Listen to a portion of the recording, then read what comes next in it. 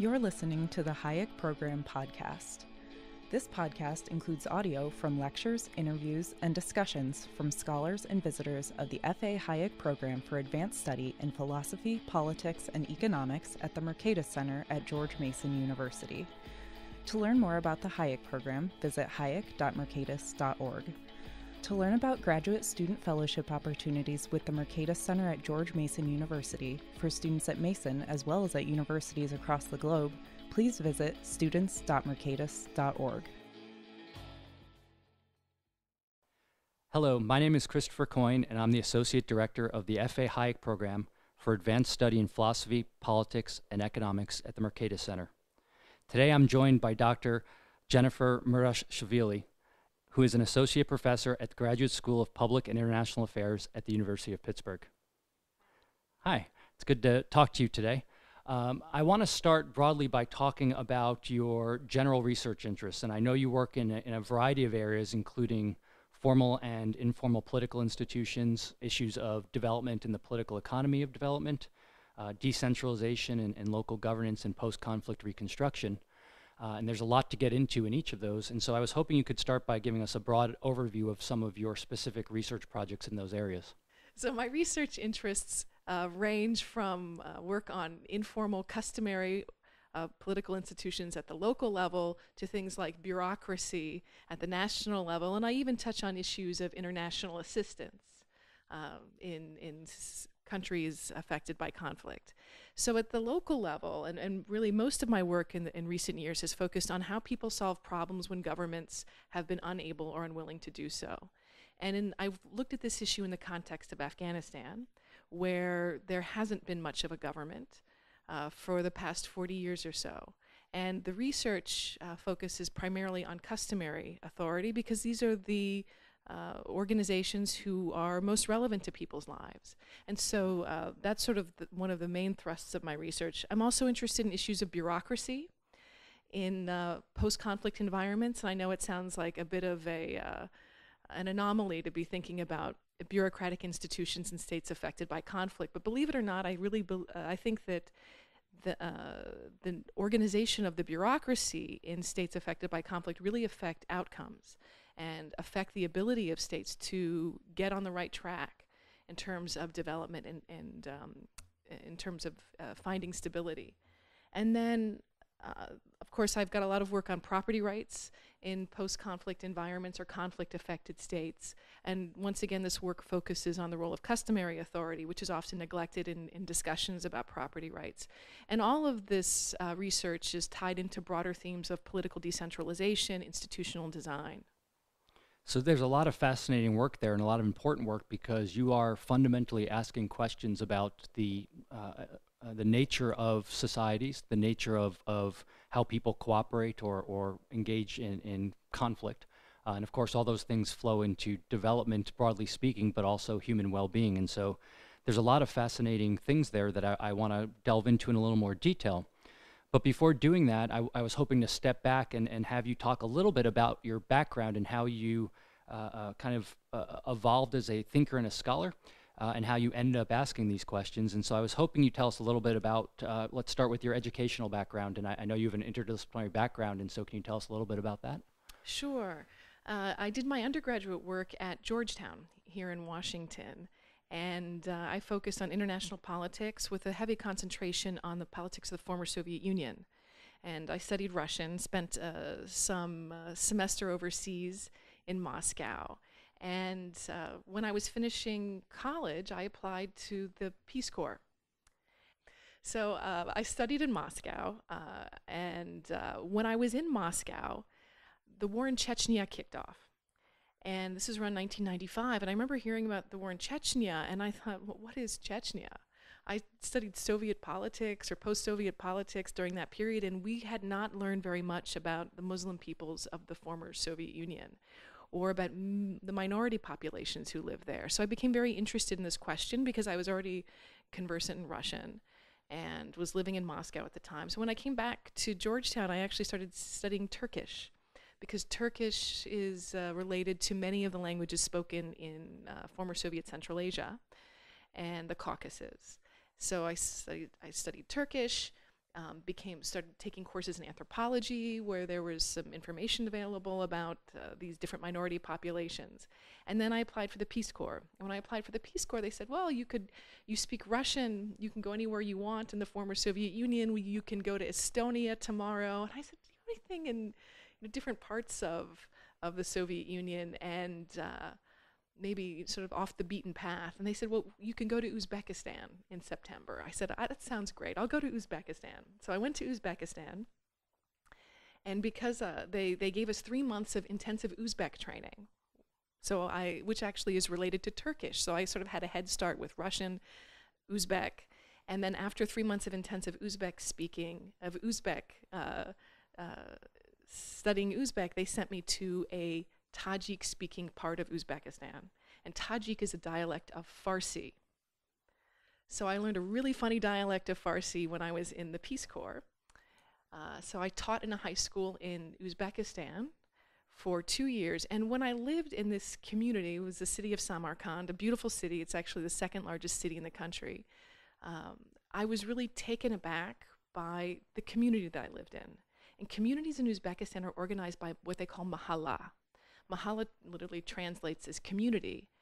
And what struck me living in my mahalla was the ability of people to overcome problems, the way they got together to do things. They would organize events, they would organize funerals, they would organize kinds of informal microcredit when people needed them.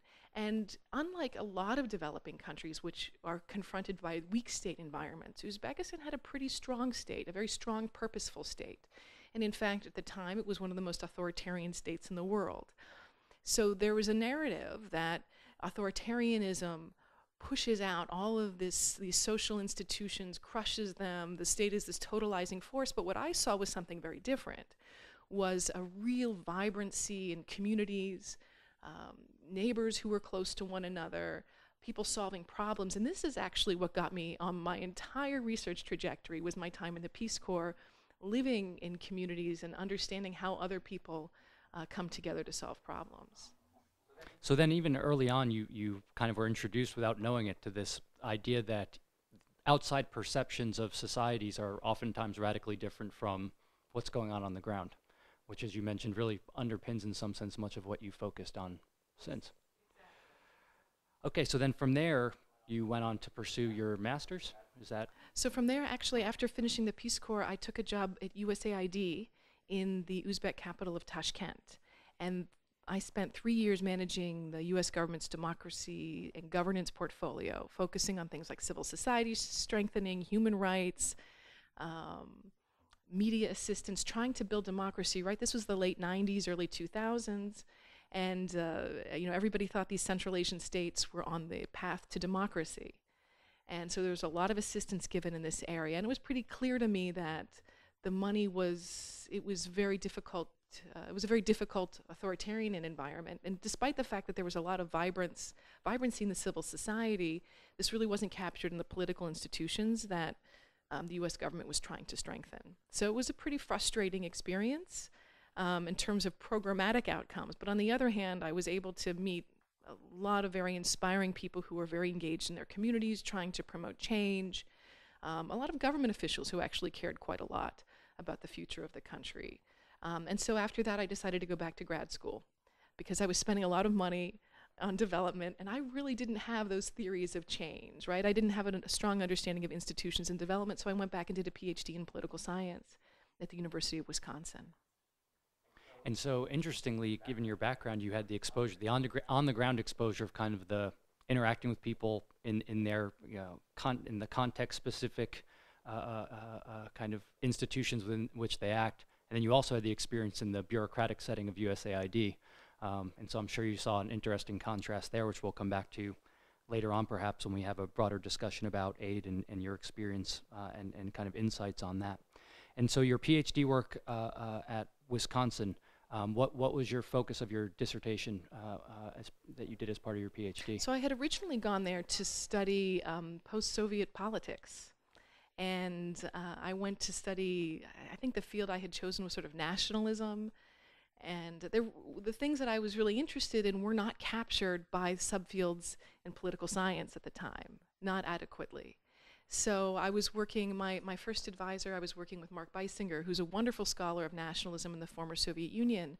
But I quickly realized that a lot of these debates about nationalism had been played out. We'd already sort of figured out to a large degree, there was different debates about why the Soviet Union collapsed and what role nationalism played into it. And I didn't feel like a lot of the debates about nationalism captured very well what was happening in Central Asia. And a lot of the questions actually in political science were not capturing what I thought were the important dynamics of the region, which was on these issues of self-governance and community mobilization. So that actually took me to the world of agricultural economics and development economics, where I found people like Elinor Ostrom, who I read in economics, but despite being a political scientist, I never engaged her in a political science department. And then after completing your degree, is that when you started at the University of Pittsburgh? Yeah, so actually while I was at the University of Wisconsin, I had intended to focus on the post-Soviet states. I had defended a dissertation prospectus that was comparing local governance, self-governance across Uzbekistan, Tajikistan, and Afghanistan. And I had started visiting Afghanistan in 2005 because I was reading about some of the community governance programs that were being implemented by donors, by the government, and I was also reading about the customary system. And it seemed to me awfully similar to what I had experienced in rural Uzbekistan and parts of rural Tajikistan where I had visited. So, but unfortunately in 2005 there was a massive uprising of the people against the government of Uzbekistan. And after that, many foreigners who were involved in democracy and governance assistance, who had the kind of past that I had, weren't able to return to the country. So I actually had dissertation research funding. I had defended a prospectus. I had grants, but I was not able to go to Uzbekistan. And actually, I actually had grant money to go to Afghanistan. Funders pulled that funding because they felt that the security environment was not adequate and I wouldn't be safe. So I actually ended up giving up all of my grant money and getting on a plane and just going to Afghanistan, where I was then able to find money to do research. So I actually ended up writing a dissertation on Afghanistan on customary and local governance. I did it with a wonderful research institution in Kabul called the Afghanistan Research and Evaluation Unit, which is a fantastic local think tank based in Kabul, and had a team of 6 fantastic research assistants that I worked with. We traveled throughout rural Afghanistan looking at local governance issues with a particular focus on what aid organizations were trying to do, as well as the structure of local or indigenous customary institutions. So that was actually ended up being the focus of my dissertation. So what I ended up, even the country that I thought I would study, changed quite a lot. The topic actually remained quite the same, and I was really fortunate to be able to focus on the issue that I cared about, just in a very different context. And was it then your dissertation work that led into your book on informal order and the state in Afghanistan? Yes, so the dissertation then became the book. Okay, and that book was published by Cambridge University Press in 2016 and is being published in paperback in August of 2018, so it will be available at a very reasonable price for people that are interested in learning about informal institutions, the interplay between those institutions and aid, but also, of course, all of those things in the context of Afghanistan. I want to talk a little bit more about your findings as part of that research and some of those insights in the book. And so, you know, you mentioned that kind of the focus is on aid organizations, so various types of aid, but also how those things interact and either complement or perhaps undermine informal or customary orders that exist throughout Afghanistan. And can you say a little more about that with specific focus on some of the key insights about the interplay between those things and perhaps some of the contexts within which they complement each other or where aid undermines or harms informal or customary institutions? Sure. As I started doing the research, I was also colored by my experience working at an aid organization and feeling a little disillusioned, right, by that experience, thinking that aid may not be as effective as we might believe it to be. On the other hand, I was reading all of these reports coming out of Afghanistan about this massive World Bank project that was done in conjunction with the government of Afghanistan called the National Solidarity Program. And this program was to create up to 30,000 new community development councils in every village of rural Afghanistan. And as a former aid worker, I said, wow, this is amazing. This is, if you were to ask me the kind of program that I would design, it would look something like this. And it was sort of trying to be based on, customary norms. They were sort of co-opting words like shura, which means council, and they were calling every village had a new shura that was going to help them solve problems and distribute development assistance. And I was really excited to look at this. And so when I started piloting my field research in a couple of districts outside of Kabul, it became quickly apparent to me that the presence of aid, and at that time security was pretty good, this was like 2007, that the presence of aid was pretty flimsy. And these new structures that the donors were very excited about did not have a lot of substance to them. And it was also quickly apparent that the real power brokers in communities were customary leaders. So after I had that experience in these couple of areas outside of Kabul, I retooled the research and I said, I'm not going to actually look at aid. I want to understand how villages are governed. And aid may play a role in that, or it may not play a role in that. So I wanted to understand how people solve problems, how villages are governed, how do people find solutions when they can't turn to the state, or under what conditions do they turn to the state, and can aid be helpful in that process? So what I found was that it really was the customary system that was important. And it was important as I did this work not to privilege one organization over the other. I'd go to communities and try to understand who they turn to and why, rather than saying, tell me about your customary authorities. Because then there's a lot of desirability bias. People are going to tell you what they think you want to hear. And oftentimes when they saw me, I was a foreigner, I was an aid worker, so they would tell me all about their aid programs and how they transformed everything, and villages, they would roll out women and say, look at our new women's village council, don't you want to see the women? And so I talked to the women, obviously, but it was pretty clear during the course of doing the research that the women didn't know about these aid projects that they were allegedly so involved in. And I remember one of my research assistants that I worked with, and we did all of our interviews together. I had a research team because we had so many interviews that we would do in villages, and the interviews also had to be segregated by gender.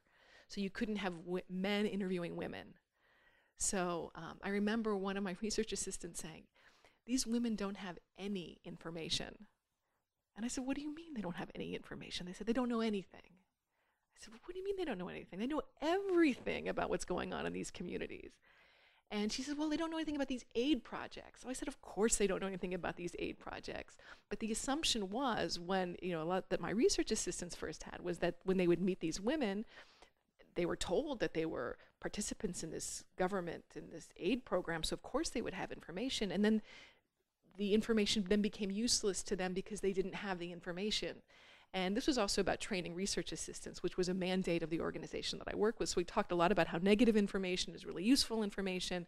The fact that they don't have information about this is really important to us, but they know a lot about what's going on. So let's talk about what our dependent variable here, sort of these governance outcomes, what affects the ability of communities to solve those things. So we can actually cross out aid and these different aid organizations as being really important to that, because if people don't know what it is, likely they're not turning to it to solve a problem. So that's sort of how we stumbled on that. So it's fascinating in itself, but it seems like even though the interviews and your research when you're on the field is very context specific, because each local community is going to have kind of unique practices, traditions, and so on that it follows.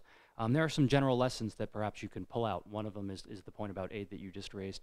But are there any other kind of broader lessons that you can highlight as it pertains to things like state building, or really what the U.S. government has been trying to do since the invasion following the 9/11 attacks as part of the war on terror? And of course, that's a multifaceted effort to eradicate terrorists or potential terrorists. But as part of that broader project, the idea was to nation build, to build an array of political, economic, and social institutions that allowed for economic development, to bring gender equality. That was a big part of it, of course, these initiatives to empower women. And so I wonder if your research, you can discuss if there are any kind of broader general lessons or insights that you kind of were able to find. Sure. I think one of the biggest lessons was that we cannot think of societies recovering from conflict as tabula rasas. And so often when we think about, whether it's a humanitarian disaster or any kind of crisis, we think of the societies, especially ones that are plagued by such prolonged conflict as Afghanistan. Afghanistan for everybody became like blank slate. And so oftentimes people think about these societies as where you have to build everything from scratch.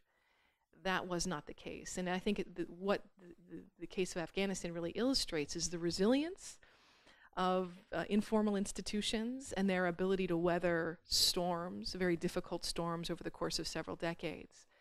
And one of the important theoretical pieces that I hope people take away from my work is when we talk about custom, we talk about tradition, we have to think about things that evolve over time. And so often when scholars talk about things like traditional authority or customary authority, they imagine something that's static. This is actually why I prefer the term custom over tradition. Tradition refers to the frozen yesterday. Custom is something that evolves. In the United States, we use customary law as the basis of our criminal law, right? We have the common law, which is a form of customary law, and custom evolves. So whether it's Afghanistan, whether it's Iraq, whether it's Somalia or Yemen, where you have informal orders that are based on tradition, we have to think of these things as dynamic and evolving and not static and frozen in time. And so often in Afghanistan, for example, people imagined the traditional authorities as people being stuck in the 1970s, but actually they had evolved to become much more based in consensus. So another, I think, contribution that my book makes is to actually have us open up the black box of custom. So often scholars, especially political scientists and the social scientists, obviously less so the anthropologists, although they consider themselves social scientists as well. But usually economists and political scientists, we take, there's sort of a unit homogeneity. We take traditional authority as sort of a unit and analyze it. But infrequently do we actually open up the black box of that authority and say, what are the rules that govern these things? And so if you're comparing Iraq to Afghanistan, for example, a lot of the counterinsurgency strategy that became very popular in Afghanistan during the surge period in the late, around 2009, 2010, a lot of it was imported from Iraq. And this became a story about working with tribal elders. The Sunni awakening in Iraq was based on this notion, for many at least, that you can work with these tribal elders, you can mobilize them against al-Qaeda, and they'll become allies, right? Because these customary leaders have been used and abused. And in Iraq, they have a very hierarchical tribal structure. Afghanistan has a much more egalitarian tribal structure. So when the US military was trying to aggregate, trying to work with informal order in Afghanistan the same way it did in Iraq, they found a very different outcome. They weren't able to mobilize them in the same way because they had a very flat structure in Afghanistan. So I think that's another really important thing to think about in terms of organization of these different orders. Right. And so these are some important points. So you have, on the one hand, you have this issue of the resilience of informal institutions, and so they can hold up much better than a lot of people would expect, even in the face of kind of severe shocks like conflict. But the other important aspect of this, if I understand it, is that those informal, customary institutions are also constraints. But it's even more than that, because they're constraints for the ability on the ability of outsiders to kind of shape the world according to the way they want to shape it. But even more important, perhaps, they're not fixed constraints. As you pointed out, they're evolving and dynamic constraints, and so they're constantly changing over time, which makes it even harder for someone that's outside of that context to bring about change. Which leads me to my next question, which is related to this. And so what are the implications for outsiders, and I use that term broadly to refer to either people within the country that are outside of a society or of foreigners, to bring about change? We started by talking about how you worked in the aid community, and of course part of there's many motivations behind aid. the provision of aid, but one of them is oftentimes to bring about changes to the status quo, presumably for the better. But it seems like your work in Afghanistan would suggest that that is constrained in its ability to bring that change about. And so, do you see it that way? Is there more to it than that? It's very difficult for outsiders to bring about that kind of change. It's very difficult for outsiders to understand what needs are of individuals in these kinds of these dynamic conflict-affected societies. And in fact, I think Afghan people themselves have never really had a voice in deciding or discussing what role the state should have in their society. Since 2001, there was a bond process, there was a new constitution that was passed very, very quickly, which just recreated the old centralized government in Afghanistan. But aid in Afghanistan worked in very similar ways to the way it worked in other countries, rebuilding national level institutions, but it was not very effective. Tried to do a lot at the local level, wasn't very effective. And there are a number of reasons for that. One is, the information issues, and outsiders just don't necessarily have a good understanding of these local dynamics. But there was so much going on. I mean, Afghanistan was so inundated with so much aid, so many different kinds of projects all at once, that it seemed quite incoherent. Right. And so you have this issue of kind of the alignment between those projects and the local conditions, but then there's also just the matter of capacity, the ability to handle a massive inflow of money and other items associated with aid. Right, and that wasn't just an Afghan issue, that was an American issue. That was a NATO issue.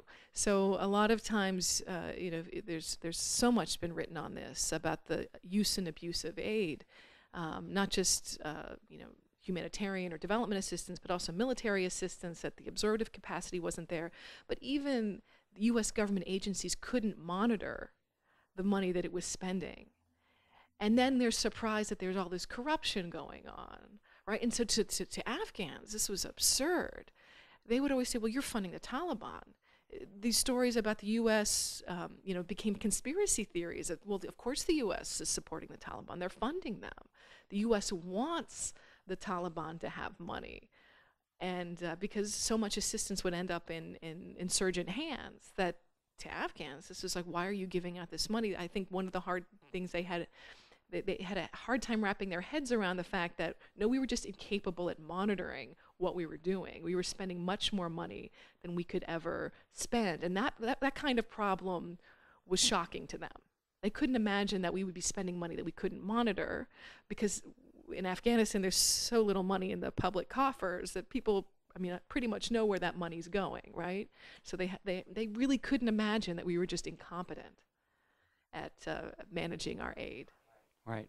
So these all these insights come out of your book, Informal Order and the State in Afghanistan. So it's crucial for understanding these and related issues. Now you're working on a series of new projects, both books and papers. But you've also just carried out some recent field work that you just got back from a couple weeks ago. And so I was hoping you might tell us a little bit about your more recent field work, and then perhaps lead into discussing some of your current work and how those things fit together. Sure. So I just got back from about 6 weeks of field research this summer. I did 3 weeks in Kyrgyzstan looking at governance issues. And that was actually part of a strategy assessment that I'm doing right now for USAID. And USAID has asked me to help them. And they have to ask academics every once in a while to give them an independent voice about how they should be spending resources on democracy assistance. And it's pretty clear, once again, in Kyrgyzstan, for example, it's a very small country of about 6 million people, where there's been vast amounts of aid spent over the past 25 years to strengthen national political institutions, and those political institutions are not in very good shape. And what's happened in that particular place is the rise of Islamic forms of civic and social organizations, not Islamist groups, but sort of Islamic kinds of civil society, the resurrection of customary forms of association. And that's not what USAID and other donors had planned, right? So I think it's kind of a surprise, an outcome after a quarter century of providing all of this democracy assistance, that the most vibrant form of civil society that you find there are not the ones that we're designed by the donors. Maybe it's not a surprise to you, Chris, but I think to many people it's been a very surprising outcome, because Kyrgyzstan, for those of you who don't know, was considered the island of democracy in Central Asia. It was considered the Switzerland of Central Asia, and things didn't necessarily end up this way. I'm also doing some work right now in Uzbekistan, doing some survey work, planning a lot of survey work. So Uzbekistan is the country I was not able to return to for about 15 years, lived there for 5, but was unable to get back, and now the country's opened up, so I'm doing some survey work now on governance issues. Once again, looking at service provision, local governance, and I'm always, my research is really focused on this interface between the lowest level of government and citizens. And so what does this interaction look like? How do citizens overcome collective action problems at the local level? How do they organize themselves? Uzbekistan also has a form of customary organization that's been completely co-opted by the government. Which has actually encouraged real customary authority to dissimulate, or sort of to operate underground within the confines of the co-opted customary authority. So it's a very layered kind of situation. I don't really know enough about it because we're just starting to look at it right now. But it's a really exciting time to be working on Uzbekistan, because it's one of these countries where things actually look pretty optimistic, and aid organizations have not been involved really in that transition. So it's something that the government is trying to do. It's a transition that they've embarked on their own, and now they're reaching out to outsiders to help do research and to do other things. Earlier on, we were talking about your background. You had mentioned the work of Elinor Ostrom, and so I wanted to return to that in the context of something you just said, which is this idea of private individuals coming together in a collective action type situation, figuring out ways, not perfect ways, and they're not always successful, but oftentimes they're more successful than theory would predict in generating positive outcomes.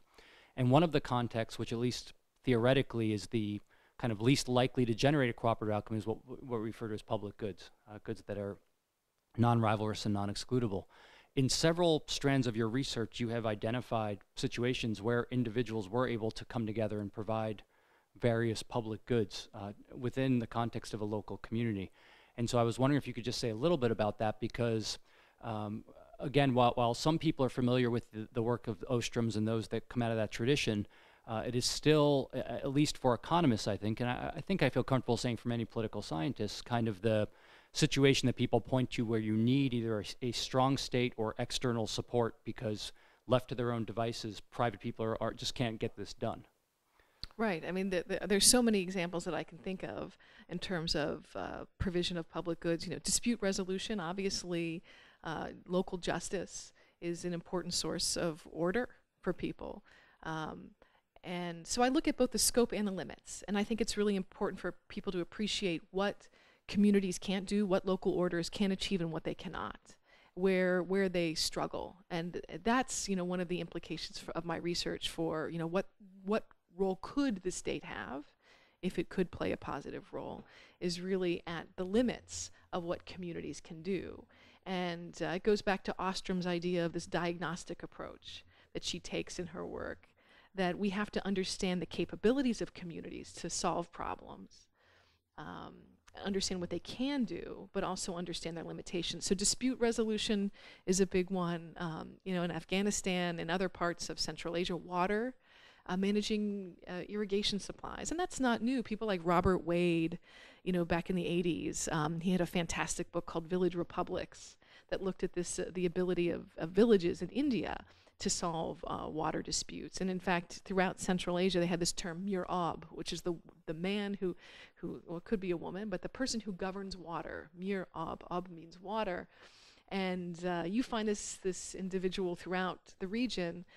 They help villages manage irrigation systems.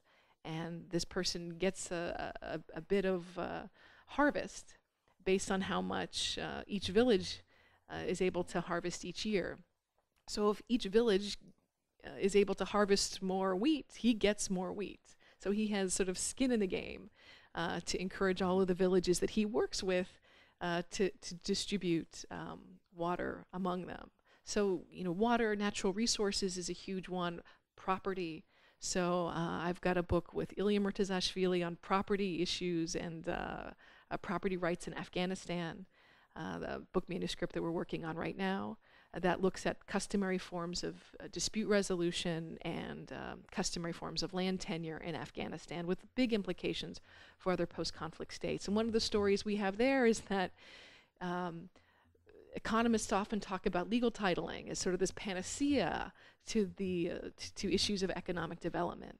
And giving people legal titles isn't going to do very much if you don't have systems of adjudication, if you don't have a land cadaster, or if you don't have government that can really enforce laws fairly. So you give people a legal title that does absolutely nothing if you don't have a court system that can adjudicate, and then even a police that can actually enforce the rulings of the court. So without all of these things in place, just issuing legal titles at all, despite what Hernando de Soto might say, does not necessarily lead to economic prosperity. And in fact, what we found in the case of Afghanistan was that the customary forms of customary deeds and other informal forms of property rights were far more effective in securing individuals' legal titles than other state-backed legal titles. So customary legal titles were much more effective than state-backed legal titles. So this is really fascinating because, one theme that emerges throughout your work, and I know you touched upon this earlier when we were talking about your book, Informal Order in the State in Afghanistan, and it reappears here, is you are tackling the hard case in some sense. It's easy to point out that in a developed country, people engage in self-governance and that complements strong state institutions. That's the easy case. Still interesting as figuring out and analyzing how people cooperate.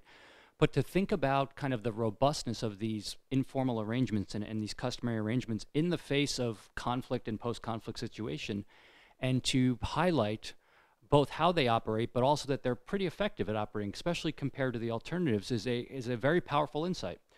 Because of course, conceptually, many scholars believe these things can't work even in peacetime. And so to point this out in either conflict situations or post-conflict situations is a very important insight, I think. And one thing that's really also important to highlight is attitudes towards the state.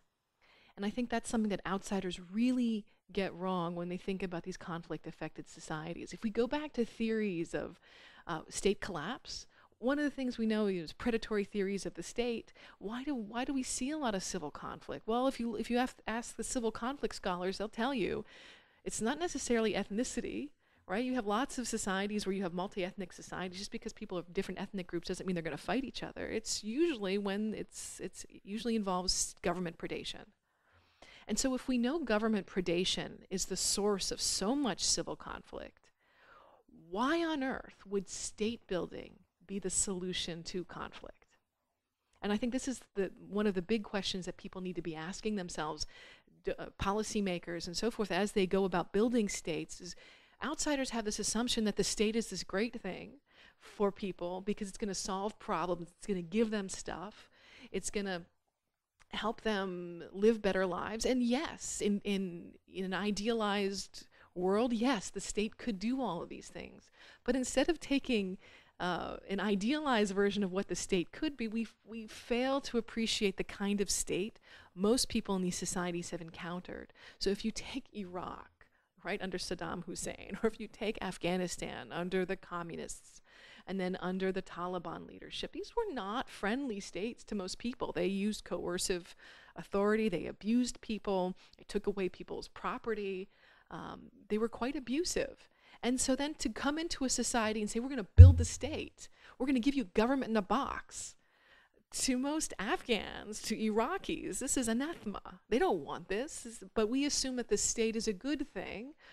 Most outsiders do. We want to build these kind of government institutions without thinking very carefully about the kind of state that we're introducing. And I think this is really important. The international community has democratic elections, assumes that you have an election for president, you got some blue ink on your finger, everybody's good to go, and we've turned the page. You forget that those bureaucrats at the local level have been there for a while. Organization of government doesn't really change very much. In fact, there's a whole project I'm working now on bureaucratic legacies in Afghanistan, actually, and other conflict-affected states. One of the issues that I found in Afghanistan, it sort of bookends this project I'm on informal authority, is to look at the role of formal bureaucratic institutions on political outcomes. And what I found in Afghanistan, for example, is that the administration, the system of public administration, hardly changed at all in the past 40 years. And in fact, they have a very Soviet-influenced, centralized bureaucratic system with Soviet public financial management system, centralized budgeting, centralized ministries, governors who are appointed by Kabul, who have very little local legitimacy. And citizens are experiencing the exact same thing that they experienced 40 years ago, which is some bureaucrat appointed from Kabul coming into their communities and saying, I'm your governor now, listen to me. Well, it's 40 years. People don't listen to the governor anymore. So we wonder why state building has not been effective, these efforts to build states. We're not thinking about the legitimacy of these leaders or what kind of states we're actually building. So the other interesting theme that, again, this highlights, I think, throughout your work, all the way back to your time abroad in the Peace Corps, is this idea of what you referred to earlier, is that the world's not a blank slate. And so there are experiences, there's customs, which again evolve over time and change over time, but those things are important because they shape the way people perceive the world, how they operate in the world, and that's going to constrain what outsiders can do. And oftentimes outsiders have, by necessity, because of course they have limited human reason, the ability to understand specifics, and the world's a complex system, and so they impose simple solutions. That's the idea of, well, we're going to impose legal titling for property rights. And as you pointed out, well, without a whole range of complementary institutions, that's not going to work the way you want. And I can identify, and I want to get your thoughts on this, and perhaps there's more that I'm missing, but you can make the argument then that those efforts to do good, and so we can assume pure benevolence on the part of people coming in from the outside for the sake of discussion, and assuming pure benevolence, those simple solutions can actually, number one, undermine existing governance practices, which, as you pointed out, are oftentimes, not always, but oftentimes working well. But it seems to me that the other thing that might happen is that you actually might turn people off to liberal democracy. And so that is, if the U.S. government or U.S. agencies come in the name of spreading liberal democracy, capitalism, and so on, and then given the experiences of people on the ground, as you pointed out, with predatory government institutions, they're not going to view what we call liberal democratic and liberal capitalistic economic institutions. They're not going to view it that way. And so I can imagine that in many cases it would actually turn them off to those things. Do you think that's accurate, or? It's quite accurate.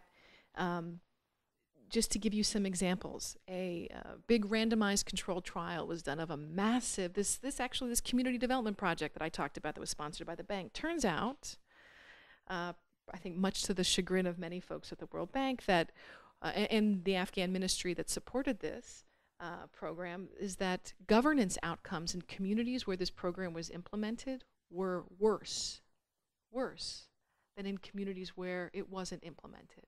Meaning that the program, this massive, $2 billion, $3 billion program, actually undermined the ability of people to solve problems. And that's actually how governance was measured in this particular work. Undermined, made it worse. That's benevolence.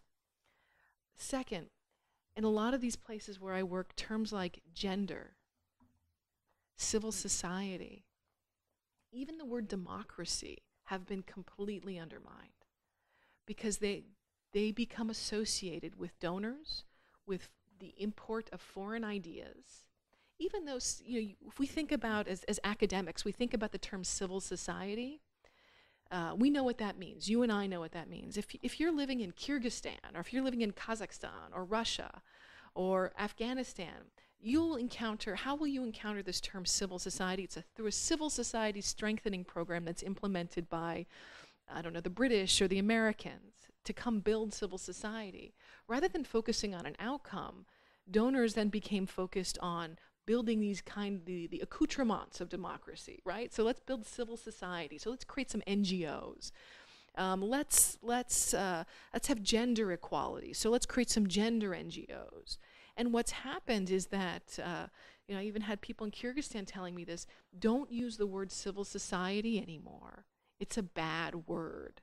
It means America. It means, and not that America's bad, it just means it's not ours. It's a foreign import. Just like an Islamic organization from Kuwait, which is investing heavily in Kyrgyzstan, for example, is a foreign import. It's not theirs. It's someone else's idea. So even the word democracy has become tainted as an ideological term rather than something that is a liberal institution, right, that is there to solve problems or bring people together. These terms have become so ideologically loaded. Even the term gender, right? When you're talking about gender issues, it means women, and it means a specific aspect of gender that outsiders believe needs to be promoted. So this is interesting, and civil society is kind of the perfect example of this because, when the idea of designing or kind of funding and creating civil society is an odd notion because, of course, when we think about it, at least, in the Tocquevillian sense of civil society, the idea of people coming together voluntarily to solve collective action problems, and that can be very beneficial because on the one hand, it kind of insulates you from the atomism of the market, so being separate from people in some sense and working in typical market settings, but it also serves as a check on government and state predation because private individuals can come together to solve problems that otherwise they would have to turn to government to do. So it necessarily limits the scale and scope of government, and that's very important. But as you point out, when you start kind of picking winners and funding certain groups in the name of civil society, you can see how it undermines those very things. That in people's minds, it kind of undermines what we would argue are the desirable aspects of that. And they're no longer really interested in doing the kind of thing that you've just described, limiting the scope of the state, constraining the state. They actually often become in cahoots with the state, or they become arms of donor agencies. So their objective then becomes to get the next grant rather than advocating. And these are good people, right? Don't get me wrong, who come to this work with the best of intentions most frequently. But then they become captured by the aid system in which they're embedded, and their incentive is to keep their staff, to keep them going, and not really focused on the issues that motivated them to begin with. And of course, so that the takeaway in some sense that even under the first best assumption of benevolence and wanting to do good, it's the charitable interpretation, it's really hard to do good. the perhaps stronger claim is it's almost not possible to do good on a grand scale.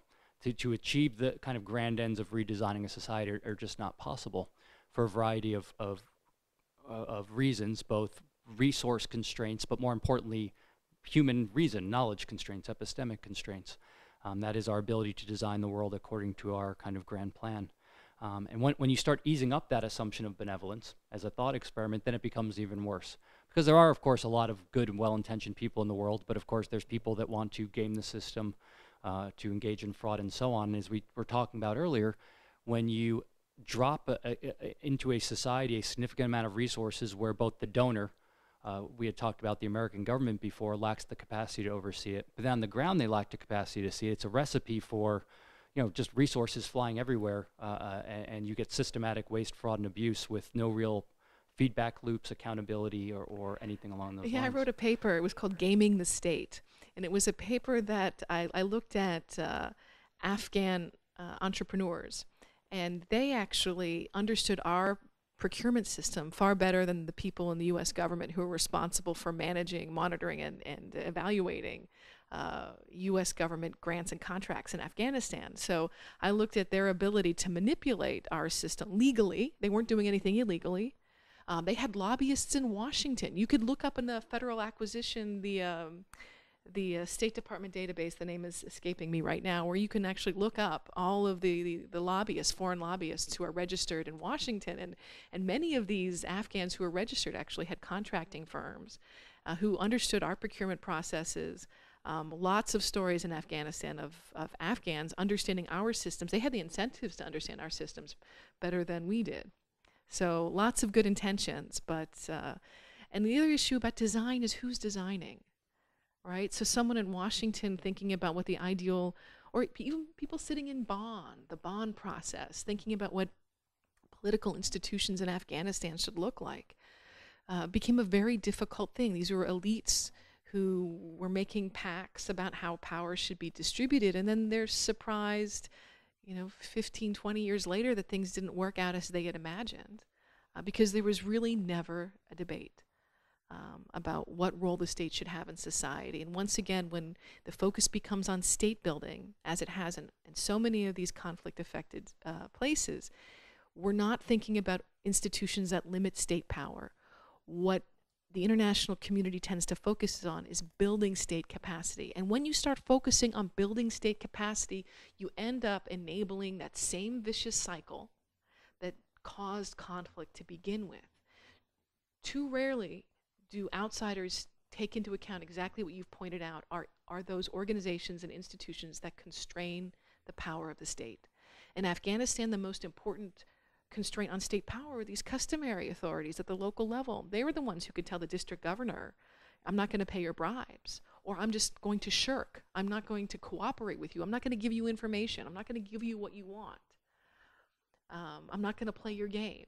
And by doing that, it was very sort of James Scott, it was the art of resistance. They would just not pay attention. And the coercive capacity of the state was quite limited, so they could do it. But that it meant the state was completely illegitimate. And so in so many contexts where the international community is involved in state building, they're not thinking about constraints. And that actually is what's so important to people, to their dignity, to their honor. I had someone in Kyrgyzstan just a couple of weeks ago who said the rise of ISIS and the rise of disillusionment with the state is emotional. It has to do with our dignity. It's very emotional for us. It's personal, and every family has a different story about how their rights were violated. And this is why the state is no longer relevant to us, he told me. And this is a story I've seen in so many places, and it's painful to watch the state capacity movement, to build the capacity of states. This is how states are going to achieve development and these wonderful outcomes without thinking very seriously about the constraints on state power and how people experience the state. And it's something that I really try to focus in my work that's so very much based on ground level insights to understand in a very interpretive way. Although I use rational choice models in my work, I really firmly believe in interpretive methods, that you have to understand people's local meanings, their local understandings, how they see the world from their own perspective, a very emic perspective, what their meanings are. And to so many, it's the dignity, it's the violation of their rights by corrupt state authorities. And it's this corruption, it's the abuse by justice systems, it's abuse by militias that are affiliated with states, it's abuse by insurgents, it's a distrust of public institutions. And I'm talking about all of the Central Asian states that I've worked in and Afghanistan. And we, unfortunately, we're beginning to see this in our own societies with a massive decrease in trust in public institutions. Yeah, so it's a really important point that you raised. You raised several important points, but one of them I just wanted to highlight is this idea of interpretation. And, so many people treat economic development, political development, institutional change as kind of a very clean, neat, linear, mechanical process. So you combine input A with input B and you get C. But as you're pointing out, it's messy for a variety of reasons. And the one you highlighted, which I think is really important, is subjectivism. That is the way people perceive the world. The way F.A. Hayek would talk about this is the idea that the facts of the social sciences, in contrast to the natural sciences, is what people know and think. So the way they perceive the world is going to shape how they perceive costs and benefits, which is why you just can't say, okay, all right, people have constraints, now let's just write down what those constraints are, or it's easy to recognize them. Well, first you have to appreciate constraints, as you point out, but then the second aspect of that is kind of fleshing those out, actually thinking about what the constraints are, and that's going to depend on what people perceive and how they perceive the world.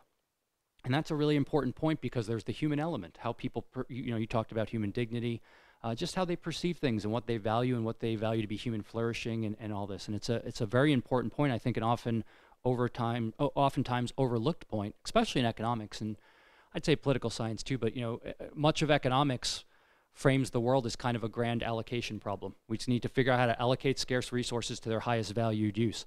But all of the stuff that happens, the very big black box that involves all of the various things that allows us to figure out how to allocate scarce resources, what the best use of those things are, how people want to live and cooperate with other people, are all things that are interesting things to think about.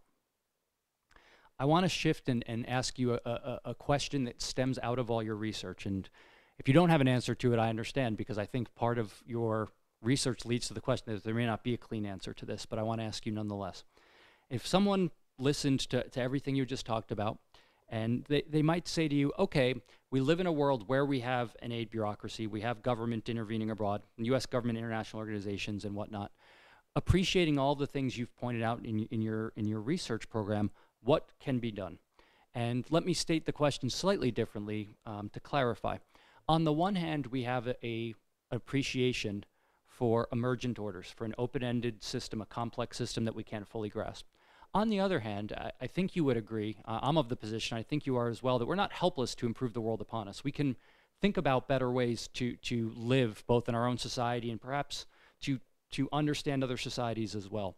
And so how do we navigate that? How do we navigate, on the one hand, our limited human reason, the very real potential that in trying to help people we actually might harm them, with our desire to help people, with our desire to understand the world, with the goal of both understanding it but also potentially making marginal improvements. And so do you have any insight on how to navigate that kind of tension or potential tension between those things? Well, I don't have an easy answer to that question. It's a big question. The entire fields of economics and political science have been grappling with this. I think that another way to rephrase the question is, can you engage or not? Should we just, if aid often causes harm, if aid often has these unintended consequences, should we be supporting aid? Should we engage with international actors? And if it's often counterproductive. And I've sort of come to the uncomfortable position, and it's a very uncomfortable position, but it's there. Aid exists, it's around us, it's just despite the rhetoric that we've heard in Washington over the past several months, aid budgets around the world have actually gone up in recent years, especially the past year. It's going to be there. So the question is, as an academic, for example, do I engage in those debates to make it more effective, even if I don't really believe at the end of the day it can be very effective, but to try to help redirect it away from some of the things that I know are really damaging, like the constant construction of parallel structures or this focus on state capacity. Those are things that I think are really, really damaging or just completely wasteful, right? I had a colleague once at USAID. He's a very senior person at USAID. He said, if I hear the word capacity again, I'm going to throw my chair out the window. It became like a drinking game because doing projects just for capacity building meant, what he said, if I heard the word someone build capacity, it meant it was a waste of money. It meant they didn't know what they were talking about, they didn't know what they were doing, or they didn't know what they wanted. And if you look at that word capacity and how much it's thrown around, anytime you see the word capacity, just cross out that program, right? So those programs could be, according to him, they're just wasteful. Maybe not harmful, wasteful. But there are ones that do cause harm, and I think it's those ones that seek to build state strength in so many of these environments, especially the ones affected by conflict. So one of the questions that does keep me up at night is, do I engage or not? I understand the aid bureaucracy. I worked in it. I understand how it works. I understand how programs work. I teach students at a policy school who want careers in this area. What do I tell them? Don't get a job, right? They're very motivated by helping people. There's got to be more to life than just doing research on the topic. So I'm still hopeful that there are constructive ways to engage. I'm very, very disappointed with the direction of aid agencies in recent years. I think you have organizations like USAID, which have become hopelessly bureaucratic, who are in need of a major overhaul, and I don't see that happening anytime soon, unfortunately. Often, program officers who are so far removed from programs that they can't, even if they had, they're so far away they don't have information really about what's going on, and who rely on so many systems and layers of contractors and subcontractors that it's costly, it's inefficient, it's bloated. Programs then become so diffuse. So I'm not very optimistic, but I try to engage. I try to be constructive. I think, especially working in a policy school, I think I do have an obligation to try to be constructive in some way. It doesn't always mean doing things, right? It often means saying no. It often means saying you shouldn't have these kinds of programs. Right, so if I'm understanding your position, it's given that we live in a world where we have aid, we have various government bureaucracies that are going to intervene in different ways. One way to think about it, and which is I would think is the standard view, is let's think about what we're going to do. So let's write down our ideal plan, and then we can figure out how to fund it and implement it. An alternative way to think about it is, instead of kind of asking what can we do ideally, let's think about what can we do given the constraints that we face, appreciating all the things you've pointed out. But as part of that, kind of the role of the analyst, the social scientist, is to point out how various harms might emerge, and then kind of redirecting programs away from that. And that's a valuable role for the social scientist to play. Absolutely. So thinking about, especially helping people think through unintended consequences of desire to do good, right? So telling USAID that this term civil society that you've been using is a dirty word. It's not helping you, it's actually hurting you. Hoping that people listen.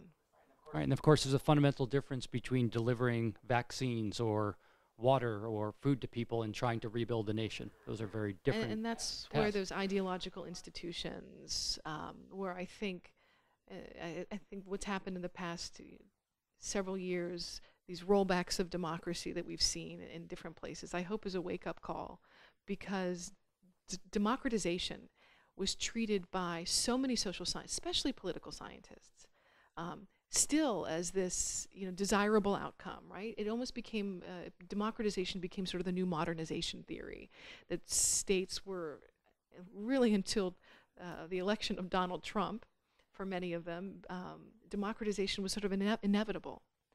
And I think now that there's this, I don't know, you see it, right, in this literature that's emerging, democracies are dying.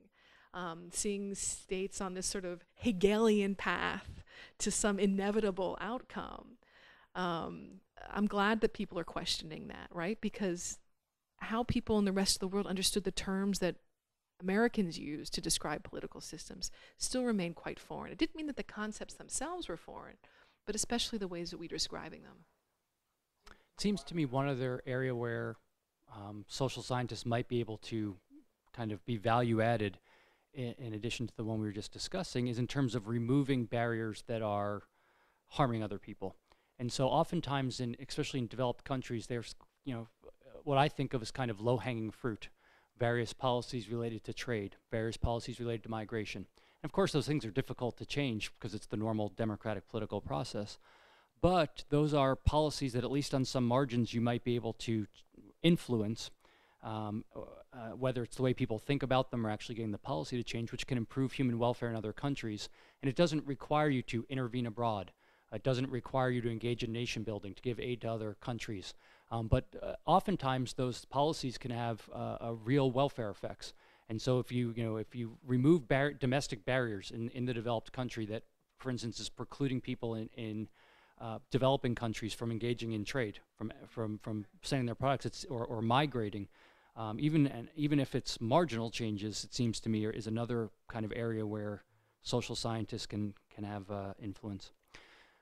One last question for you, and it's a broad one, but I'm curious about your thoughts. And we've touched upon some of this in your own research, but are there any other kind of big research questions in political science or economics, or the interplay between those two things that you see as kind of open questions that are of great importance going forward? Obviously you've touched upon some of them with the informal institutions and the ability of private actors to resolve issues. But is there anything else you would kind of highlight that you think are areas for research for other scholars, for graduate students, or anyone else? So I think one of the big issues, and it's not to say that it's understudied, but I think the way that economics and political science approaches them tends to be sort of very arithmetic, is issues about the rule of law. And yeah, I mean, there's so much written on the rule of law, but I'm just talking about justice and people's perceptions of justice. And what I've seen, in my travels, in my field work is, it's this theme that I brought up about these deep wounds that people have, especially wounds coming from the state. And how do individuals and communities address those issues in ways that don't necessarily involve the state? So I don't think we're good. I don't want to say we're good. There's so much research out there. There's a lot of excellent research out there. But I think thinking about justice in terms of these kinds of grievances, something that's driving conflict in many places, is one that I think we could do, especially on the economic side. Bringing this emotion into it, I think, is a very important thing, taking this subjective work into account. On the economic side, I still think there still needs to be a lot more field work done. That's sort of a methodological point. But it's an important point. I mean, many economists, at least, would either reject or not think about doing field work. Absolutely. And then when you do field work, I've had economists tell me that my work was anecdotes. Despite the fact that I really carefully analyze, prepare, pick field sites, train, draft very careful field guides, interview guides, code interviews, spend a lot of time. And I've written really crappy survey questions too. So I do both qualitative and quantitative work. And you write a survey and people will believe the survey question much more than they will your qualitative research. But sometimes it's very easy to come to conclusions using qualitative work after just visiting several places. So I'm just trying to think. It's interesting also that many economists respond to field work the way you're just talking about it, in terms of being anecdotal or kind of cherry picking the conclusions, because of course you can do all those things with highly aggregated statistics as well, and data manipulation. But of course, the more important point is that highly aggregated statistics miss out on the important aspects of subjective perceptions that you were highlighting before. And so I agree with you that that's a very important aspect methodologically for economists to reconsider and take seriously. It's hard. Field work's very hard, as you know. Field work is very hard, and something that I really do wish both political scientists and economists would revisit is this notion of area studies. That it's somehow outdated or passé. Without understanding this area, which I feel like I have, despite 20 years working in the region, probably 8 years living in it, I feel like I still have a very superficial understanding of as an outsider. We have a very different understanding of these places and able to compare them to others because of understanding languages. How can you have an emic understanding of something without understanding the language? Eleanor Ostrom in her work talked about the difference between de jure and de facto, right? Douglas North also talked about the same thing. One of the big questions of development is understanding this gap between the de facto and the de jure, right? Well, if you don't do field work, how do you know what the de jure practices are? How do you know? So how can we even evaluate, if that is the big gap in development, how can we understand it if we don't go and talk to people and understand what's actually happening informally? We know what the de facto laws are, but we don't actually know what the informal practices are. So that's a huge part of what development, the sort of puzzle of development. And yeah, we can do survey work on it. Of course, surveys capture a lot of these things, but oftentimes when you're doing survey work, you're not necessarily sure what it is you're measuring because you don't have the local understandings of these specific terms, concepts, and ideas. So I've seen a lot of really bad survey questions, and I've designed plenty of bad survey questions myself, going into places thinking that I understand a concept, but really not understanding it. So doing that field work is so important to understand that gap. And it's what every development scholar, I mean, so many development scholars have emphasized as being very important. And in terms of another topic that I think is really understudied in development is bureaucracy. And this is actually pointing towards my friends in political science.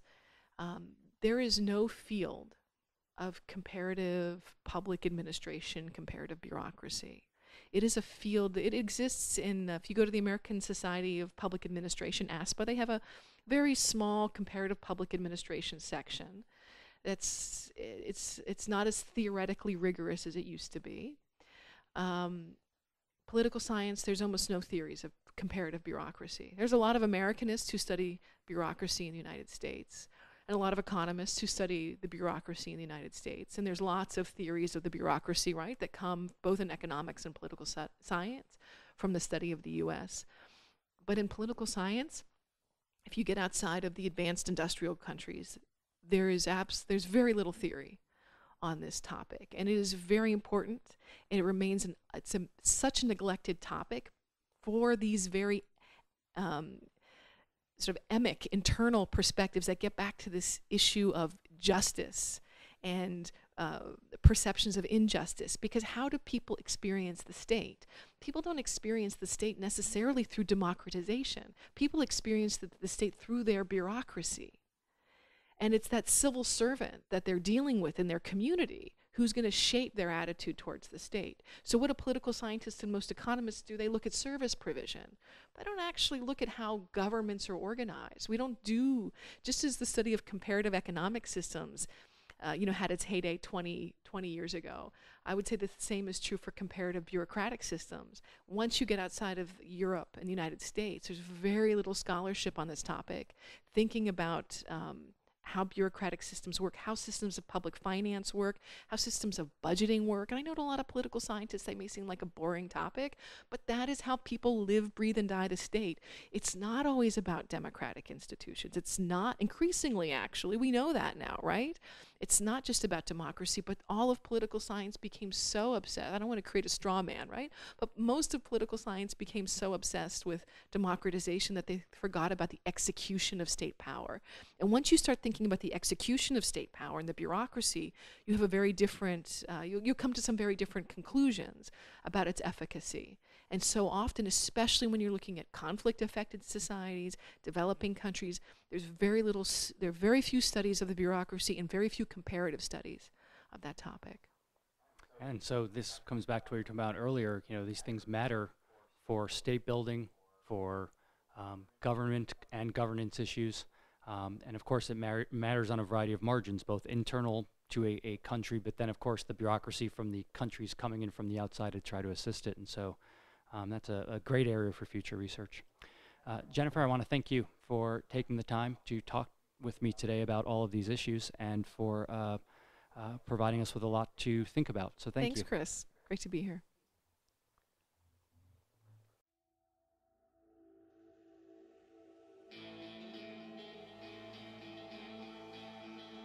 Thank you for listening to the Hayek Program podcast. To learn more about the research, scholars, and work of the Hayek Program, visit hayek.mercatus.org. For more information about graduate student fellowship opportunities for students at Mason as well as at universities across the globe, please visit students.mercatus.org. We hope you recommend students to our programs or consider applying yourself.